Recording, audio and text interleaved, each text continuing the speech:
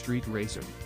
Released in 1994, this racing game is similar to Mario Kart, but is also a little different. The shoulder buttons allow you to attack other racers to the left and right of you, and each character has two different types of moves that either attack or avoid other characters' attacks or obstructions instead of collecting various power-ups as you race. Choose from 8 stereotypical characters as you race across over 20 tracks, themed for each character. There are 5 modes to choose from: Practice, Head-to-Head, Bronze, Silver, Gold and Custom Championships, Rumble, and Soccer, the Rocket League of the 90s.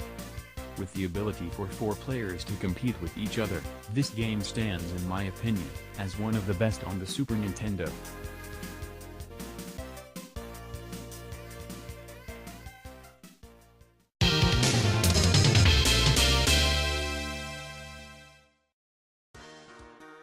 Super Street Fighter II, The New Challengers.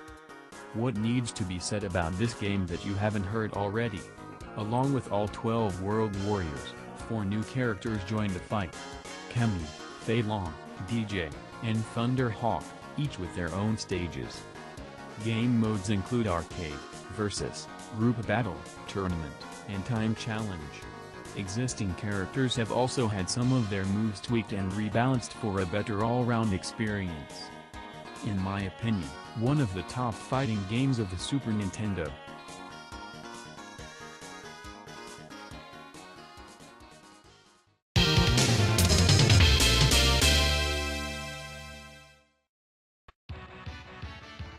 Final Fight 3.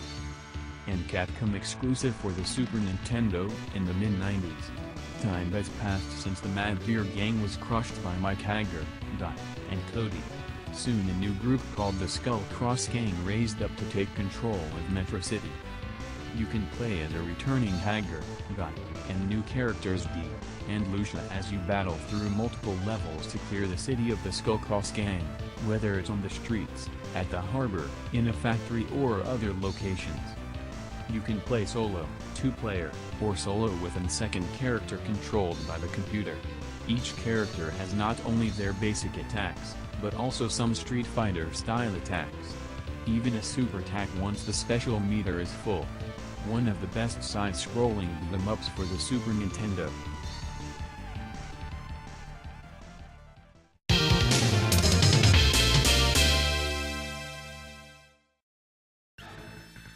Sunset Riders. For fans of run-and-gun games like Metal Slug and Contra, this arcade port of the Konami classic is for you.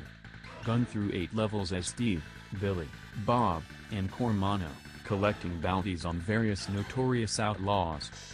The levels vary from Old Western towns, on top of steam locomotives, shootouts in bars, on horseback chasing wagons, up rocky cliffs, and more as you battle an assortment of bosses, ranging from a gunslinger on an armored horse, brothers with a hobby for explosives, a knife-wielding Native American Indian and others. Collecting power-ups doubles up your gun, and give it auto-fire capability. Also there are bonus stages where you shoot outlaws on a single screen in a first-person view. A grand Wild West game.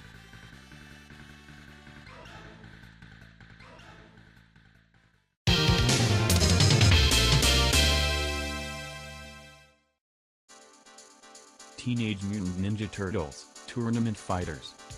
A Street Fighter II style fighting game, made by Konami, using characters from the Teenage Mutant Ninja Turtles franchise. Play as all 4 heroes in a half-shell, the Shredder, and other characters from the comic book series. Each character has a number of special moves as well as one super attack each that can be activated once the super meter is full.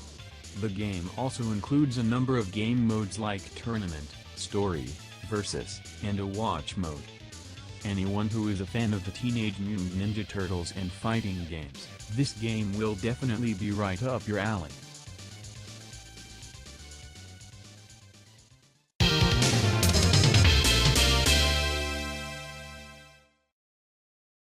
Super Mario RPG, Legend of the Seven Stars. A late entry for me in this list as I only played it recently this year. A collaboration with Nintendo and Squaresoft.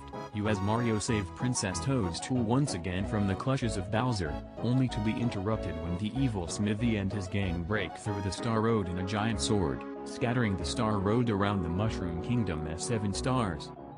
For the first time, Mario, the princess, and Bowser must work together along with 2 brand new playable characters. Geno, a being that takes control of a doll, and Mallow, a clown who thinks he's a tadpole. Together you explore the land trying to gather the 7 stars, and stopping Smithy from taking over the world. The game is played with an isometric view both on map and battles. With plenty of characters, minigames, and secrets to discover, this game is a brilliant debut for Mario and friends into the RPG genre.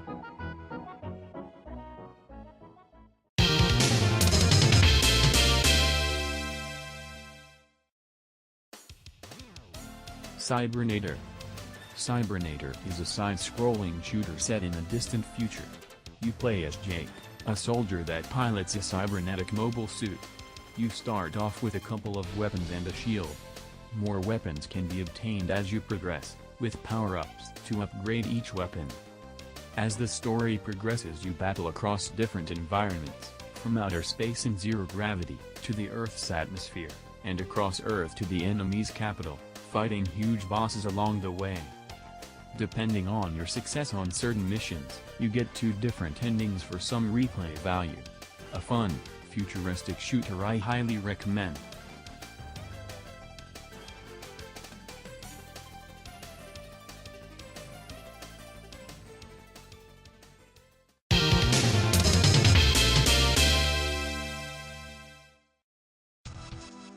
Ninja Warriors, the new generation.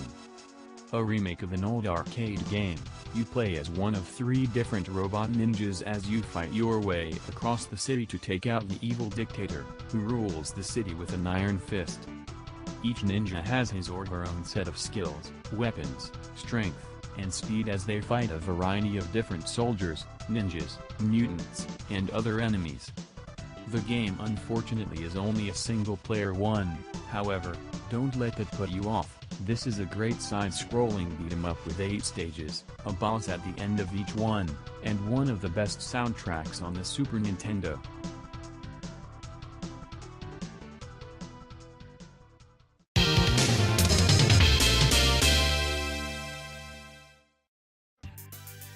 Teenage Mutant Ninja Turtles, Turtles in Time. If Streets of Rage 2 is the king of side-scrolling beat-em-ups on the Sega side, then I dare say Teenage Mutant Ninja Turtles, Turtles in Time is the king on the Nintendo side. Choosing either Leonardo, Donatello, Raphael or Michelangelo, you battle either alone, or with the second player against foot soldiers, rock soldiers, mousers, and other villains like Bebop, Rocksteady, Daka, Razor and others across various periods in time, before confronting Krang and the Shredder. As well as the main game mode, you also have a time attack and versus mode to play with. Gameplay is smooth, fun, and addictive. The best Teenage Mutant Ninja Turtles game ever made.